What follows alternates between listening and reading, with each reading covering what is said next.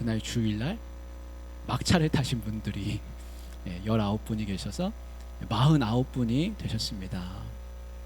그 차 배정을 해보니까 차가 많이 떠나게 됐습니다. 그래서 49분이 신청을 해주셔서 정말 기분이 좋았습니다. 30명 간다고 딱 했을 때 좀 더 가면 좋을 텐데 아쉽다 이렇게 생각했었는데 그래도 많이 신청해 주셔서 너무 좋습니다. 저도에 또 언제 가겠습니까? 그죠? 바울이 이제 고린도에서 재판을 받았습니다. 그래서 이제 갈리오가 재판장이 됐었죠. 그리고 지난 주일날 이야기를 나눴었습니다.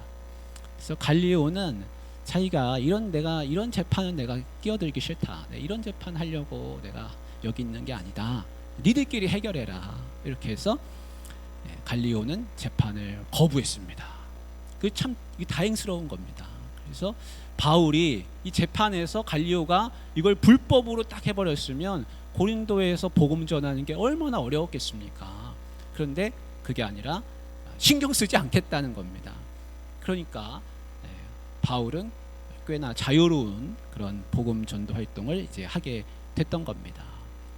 우리가 그날 나왔던 것처럼 가장 안타까운 거는 누구였습니까? 갈리오였던 거죠. 갈리오, 그죠? 갈리오는 마지막에 자기의 인생을 스스로 마감하는 그런 사람으로 역사에 기록되어 있습니다. 소스데네는 어떻게 됐다고 했습니까? 소스데네, 유대인들에게 막 매질을 당했던 그 소스데네는 바울을 고발했던 사람이었지만 나중에는 고린도 교회에 커다란 기둥이 되어 있었던 것을 우리가 고린도전서 1장 1절에서 볼 수가 있었습니다. 다 하나님의 역사가 이렇게 일어나는 것을 우리가 말씀을 통해서 볼 수 있는 것이죠. 우리 고린도전서의 이 말씀의 가운데 보면은 고린도 교회에서 1년 6개월을 바울이 복음을 전파했다. 그러니까 1년 6개월이나 복음을 전파했다는 것은 자기가 할 수 있는 대로 모든 걸 다 한 겁니다. 지금까지 많은 도시들을 지나다녔지만 이렇게 오래 있을 수가 없었거든요.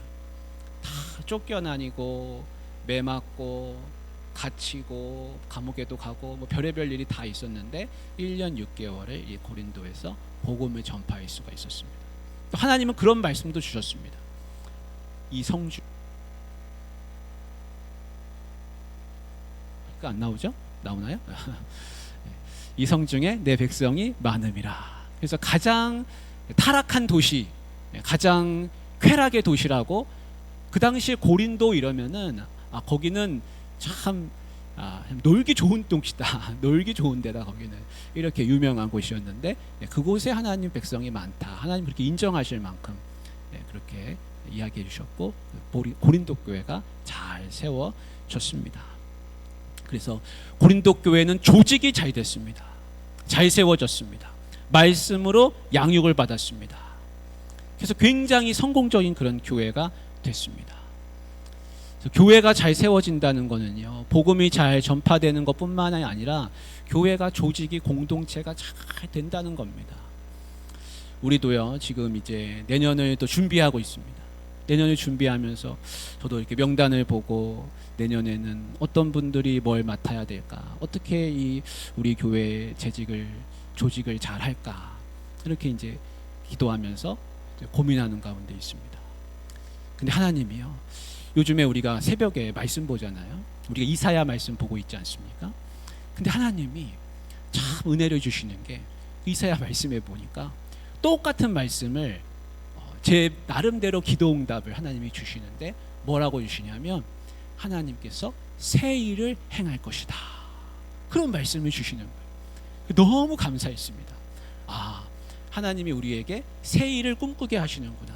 제가 그 말씀 한번 읽어드릴게요. 이사야 43장 19절인데요. 보라, 내가 새 일을 행하리니 이제 나타낼 것이라. 새 일을 행하신다. 또 이사야 42장 9절에도요. 이제 내가 새 일을 알리노라. 하나님이 새 일을 하신다고 이렇게 하시니까 얼마나 기분이 좋은지. 뭔가를 계획하는데 하나님이 새 일을 하신다는 거예요. 그래서 막 기대가 되는 겁니다. 도대체 하나님이 무슨 일을 하시려고 이렇게 말씀으로 응답해 주시나 그런 마음이 들어서 너무나 기뻤습니다. 우리가 내년에는요 할 일이 많습니다. 우리 지금은 안내 쓰시는 분들이 없어요.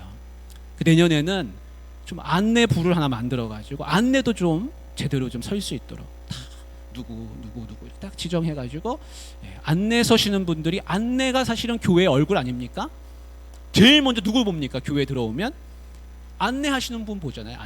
저를 보는 거 아니잖아요, 그죠? 안내하시는 분 제일 먼저 만납니다. 그러니까 안내하는 부서가 꼭 필요한 것이죠. 그리고 새가족부도 필요합니다.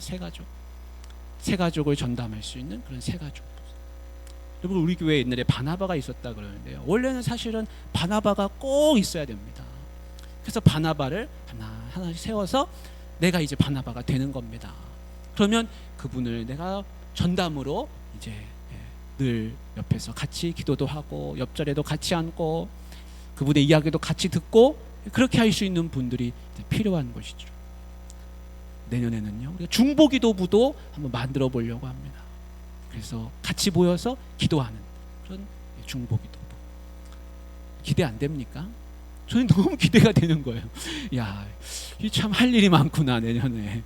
그래서 우리가 이 고린도 교회를 바울이 1년 6개월 동안 말씀으로 양육하고 조직을 잘 세워가지고 소스데네가 그렇게 매를 얻어맞았다가 나중에는 그 소스데네가 고린도 교회를 대표하시는 그런 분이 됐는데 이렇게 조직을 잘했구나. 우리도 조직을 잘해야겠다. 이런 생각이 드는 겁니다. 여러분 내가 뭘 맡게 될지 기대 안 됩니까? 그걸 기대하시길 바랍니다. 하나님이 내한테 뭘 맡게 해주실까? 그거를 벌써부터 꿈꾸고 소망하시길 바랍니다. 또 내년에는요 우리가 장로님을 2분을 선출해야 됩니다. 장로님 2분.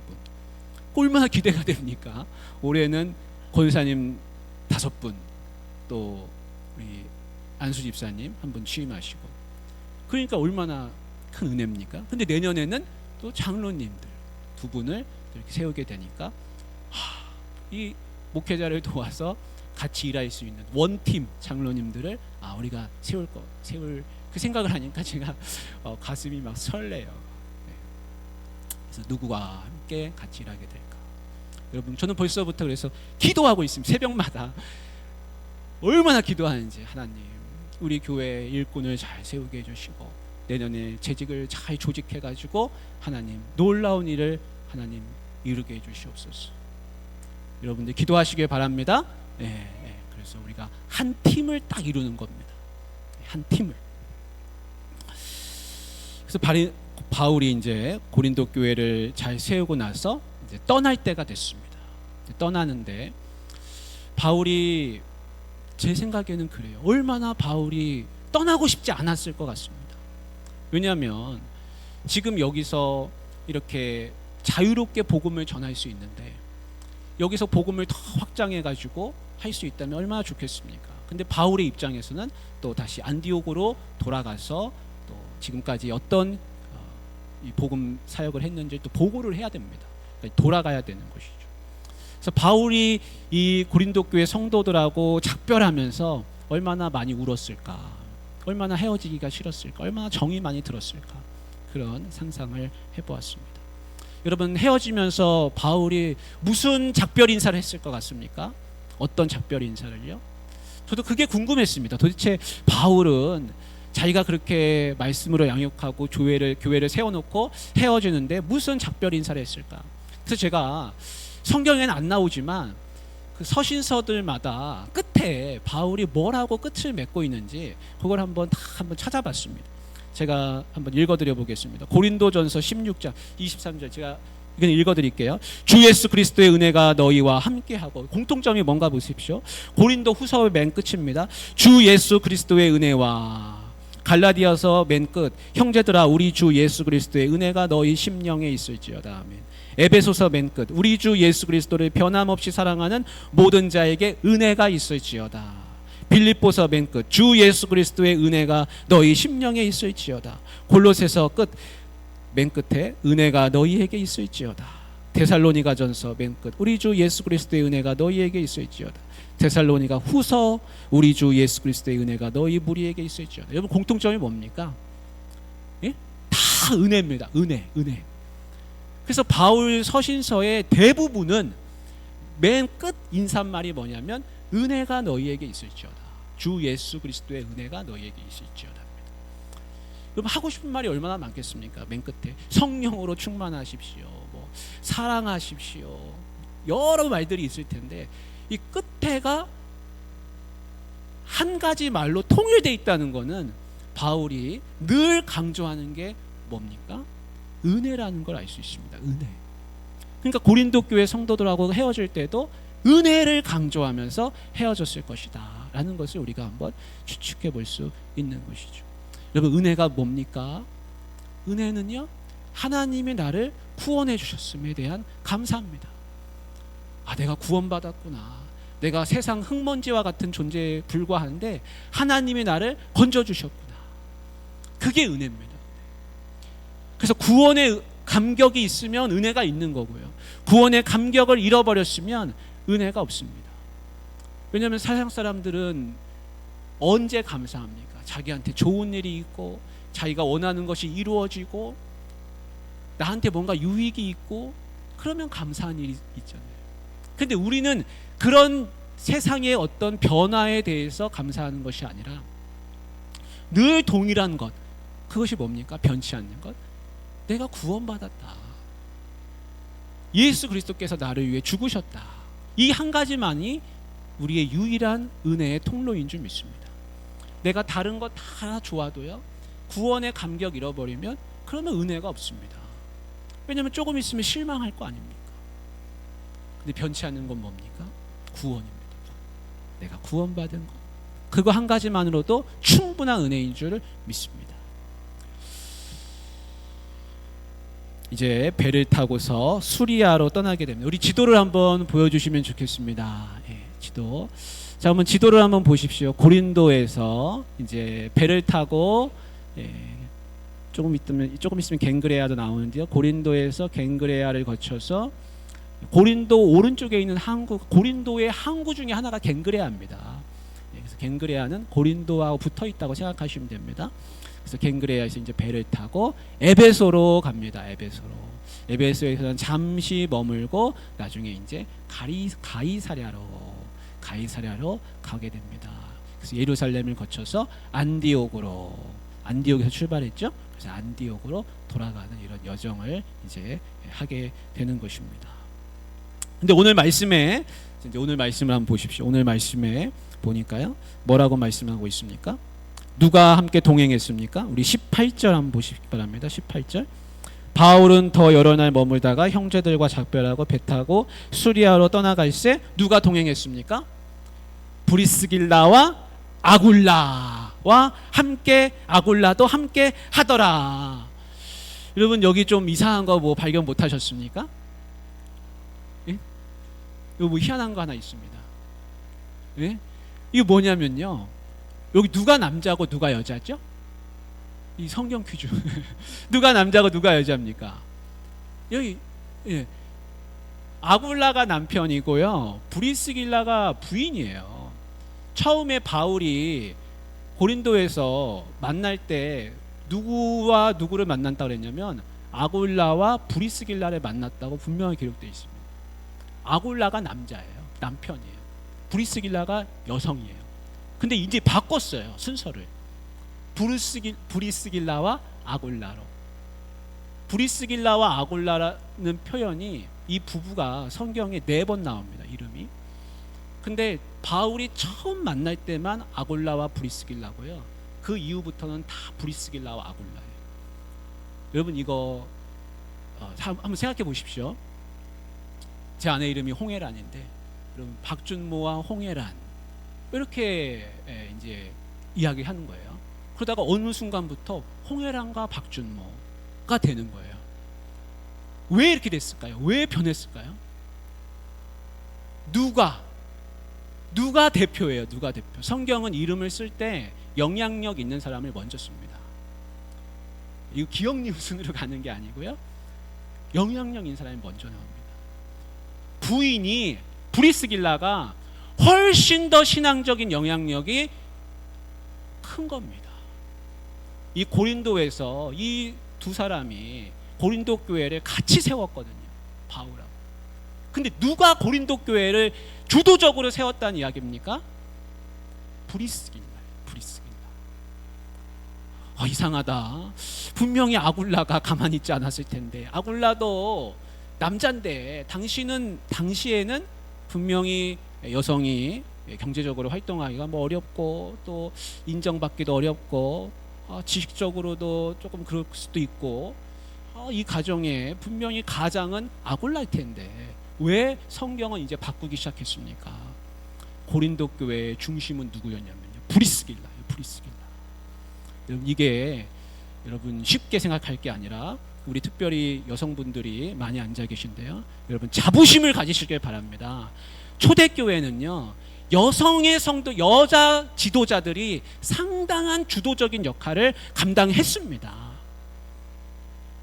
근데 우리 교회도 그렇고 우리 한국 교회뿐만이 아니라 많은 교회들이 그렇지만요, 여성들이 오히려 생각하기를 여성들이 교회의 지도자가 되는 거에 대해서 굉장히 주저주저하는 그런 모습을 볼 때가 있습니다. 근데 사실은 그 성경이 그렇지 않다는 거예요. 성경에서는 브리스길라가 먼저라는 거예요. 브리스길라. 절대 여자들은 그냥 조용히만 있어라. 조용히만 있고 입 다물고 있어야 되고 남편 내조만 해야 되고 그렇지 않았다는 겁니다. 우리나라도 이제 서서히 변하고 있습니다. 여기 덕포교회도요, 여자 장로님이 계시더라고요. 제가 놀랐습니다. 여자 장로님이 임직하셨더라고요, 작년에. 그런데 우리나라도 많이 이제 분위기가 바뀌고 있습니다. 그래서 총회에서요, 뭘 권고하냐면요, 여자 장로님들을 세워라. 여자 총대를 총회로 보내. 총대에는 이제 총회에 가는 그 회원분들을 대표로 가시는 분들 다 총대인 거예요. 한 분 한 분이 총대인데 여자 총대가 오게끔 만들어라. 이거를 이제 권고하고 있습니다. 이 운동을 하고 있어요, 교회가 사실은요. 근데 이 교회들이 그 세상의 변화에 따라가질 못하고 있습니다. 왜냐하면 기업체라든지 많은 곳에서 여자분들이, 많은 리더십들이 서고 있는 걸 우리가 볼 수가 있습니다. 그래서 교회에서요, 여자 성도님들, 여성 리더십들이 많이 생기는 것이 좋습니다. 그것이 결코 성경적으로 이상한 게 아닙니다. 아주 좋은 현상입니다. 왜냐하면 초대교회도 그런 일이 있었고, 많은 겐그레아에도 교회가 있었는데 겐그레아에서 바울이 추천하는 인물이 누구였습니까? 지금 오늘 겐그레아에서 바울이 머리를 깎았습니다. 겐그레아를 거쳐가는데 이미 교회가 있었어요, 겐그레아는. 근데 거기에 어떤 사람이 있었냐면 베베가 있었어요, 베베. 그래서 로마서에 가면 내가 겐그레아의 일꾼 베베를 천거한다, 그런 말이 나옵니다. 초대교회는요, 남성 중심으로만 움직인 게 아니라 여자 중심으로도 많이 움직였습니다.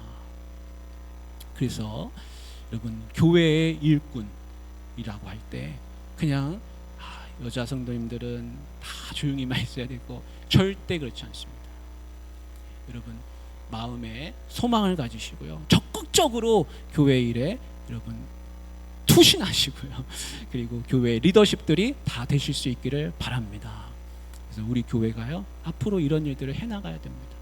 여성 리더십들을 많이 세워가는 것이 좋은 것입니다. 자, 브리스길라와 아굴라가 이제 바울을 따라서 가게 됩니다. 근데 브리스길라와 아굴라는 고린도에 왜 왔습니까? 사실은요, 고린도에 왜 왔습니까? 처음에 올 때 사역하러 왔습니까? 절대 그렇지 않습니다. 와서 바울을 그냥 만난 겁니다.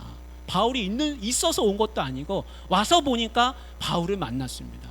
고린도에 올 때는 그들이 로마에서 살다가 쫓겨나가지고 고린도로 와가지고 새롭게 자기들의 사업을 하려고, 정착하려고 왔습니다.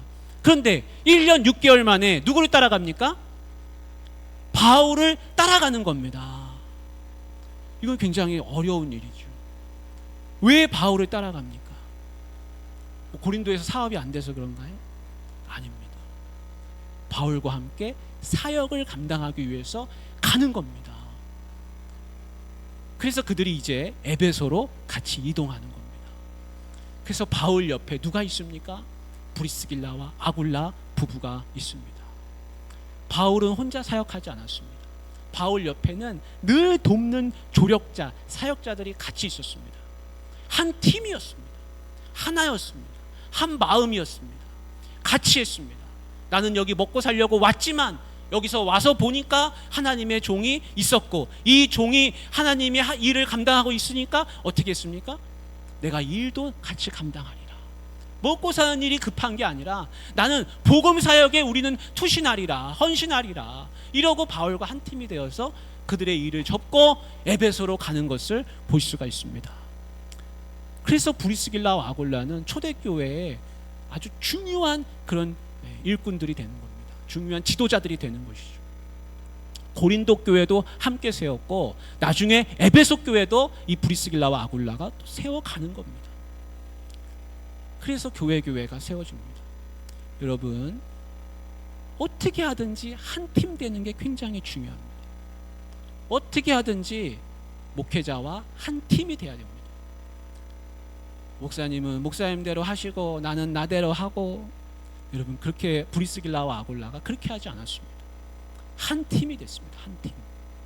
그래서 어떻게 하면 같이 일할 수 있을까? 어떻게 하면 우리 성도들이 다 같이 한 마음이 돼가지고 어떻게 한 일을 같이 할까? 제가 오늘 너무 감동을 받았습니다. 무슨 감동을 받았냐면, 오늘 신방을 갔다가 그 신방 갔다가 집사님이 점심 먹기엔 사실 이른 시간이었습니다. 근데 이제 점심 같이 하자고 해서 점심을 먹으러 갔어요. 갔더니 거기 한참 먹고 있는데 저쪽에서 아는 얼굴들이 이렇게 계시더라고요. 그 아는 얼굴들이 거기서 뭐 하고 계셨냐? 전도를 하고 계시더라고요. 전도를.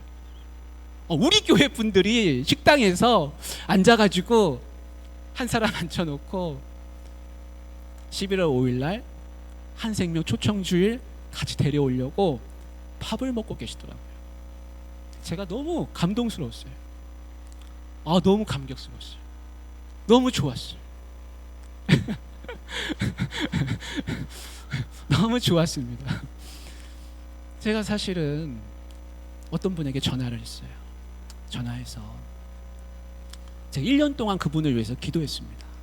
작년에 또 우리 교회 오시라고 했고, 또 올해도 오시라고 했는데, 그분이 전화하면 또 전화를 피하기도 하고, 문자를 보내도 또 연락 잘 안 되고, 그러다가 이제 들은 이야기예요. 그분이 분명히 우리 교회 오신다 그랬거든요. 내가 예수 믿게 되면 나는 옥포중앙교회 가리라 분명히 말씀해 주셨어요. 저는 기대를 하고 있었습니다. 근데 그분이 이제 지인분이 하시는 말씀이 우리 교회에 오면 또래가 없다. 또래가 없다. 또래가 왜 없습니까? 오면 있습니다. 걱정하지 마십시오. 데려오십시오. 근데 또래가 없다 하시면서 자기 친구가 있는 다른 교회에 이제 간다. 그러시는 거예요. 제가 그래서 너무 이제 가슴이 휑했습니다. 이렇게 확 비어지는 것 같은 그런 마음이었습니다. 그런데 제가 위안을 삼았습니다. 위로를 삼았습니다. 그분이 어쨌든 예수 믿기로 했고 다른 교회에 간다고 하니까 그것도 참 감사하다. 그런데 우리 교회의 성도들이 이렇게 밥을 먹으면서 전도를 하고 있으니 이게 참 얼마나 감사하냐. 제가 그 마음이 들어서 너무 행복했습니다.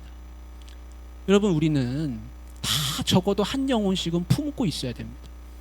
여러분, 닭이 알을 품으면 언젠간 병아리가 깨어나지 않습니까? 내가 품고 있으면 얘가 언제 깨어날지는 모르지만 깨어나는 줄 믿습니다. 왜 안 깨어납니까? 생명이 있는데, 생명을 내가 품는데 반드시 깨어나는 겁니다. 근데 이제 그분이 이제 다른 교회 간다고 하니까 너무 마음이 안타깝지만 또 어떻겠습니까? 또 다른 사람 정해서 품어야 되는 것이죠.